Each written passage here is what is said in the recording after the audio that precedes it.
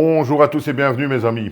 Je commence par deux petites réflexions que je me suis faites. En un, vous allez le comprendre dans quelques instants, ça commence à parler sur l'ami Manu.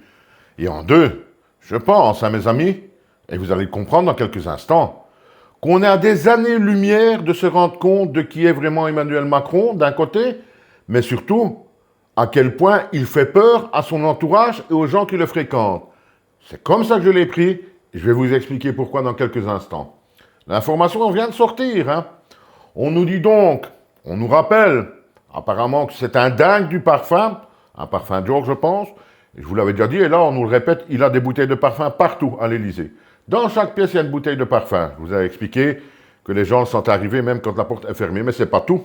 Et c'est là, le plus extraordinaire de cette nouvelle, on nous dit que lors de certains dîners, donc qui se tiennent à l'Élysée, entre amis ou que sais-je donc, auquel il participe et que Brigitte participe également, à la fin de ces dîners, il a souvent donc l'habitude de se prendre un verre d'Armagnac et un bon cigare, un bon gros cigare qui apparemment ne sent pas extraordinairement bon, ou alors c'est parce qu'elle ne supporte pas de le voir fumer, parce qu'on nous dit qu'à ce moment-là, Brigitte, elle se barre du dîner. Ni plus ni moins, laissons les invités là, moi je me barre, rien à foutre de tout ça, soit. Mais le plus extraordinaire, mes amis, le plus incroyable, on nous dit que lorsque Emmanuel Macron prend donc son cigare, son Armagnac, parce qu'il a l'habitude, les gens présents qui ne fument pas en prennent quand même donc un par peur de vexer Emmanuel Macron. Ils sont non-fumeurs, mais là, ils prennent quand même un cigare parce que sinon, on pourrait vexer Manu. Ouh, je me suis dit, mais qu'est-ce que c'est que ce bordel-là? Qu'est-ce que c'est que ce bordel-là? Comment un homme peut-il en arriver à faire peur? C'est de la peur.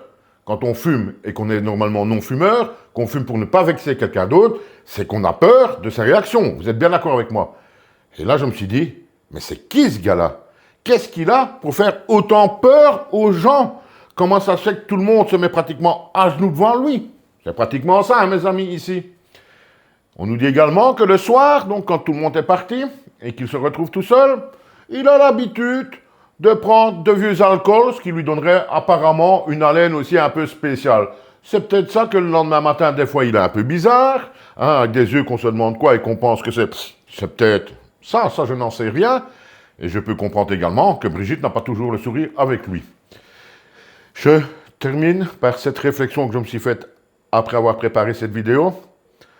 Ce psychiatre italien, si je ne me trompe pas, qui dès 2016 avait alerté sur Emmanuel Macron et sa personnalité, en nous disant qu'il avait quand même pas mal de symptômes sociopathes, etc., je ne sais plus les termes exacts, au final, quand j'apprends que des gens fument pour ne pas vexer Macron, alors qu'ils sont non-fumeurs, je pense, du moins c'est mon idée, que ce psychiatre n'a pas forcément visé à côté de la plaque, mes amis.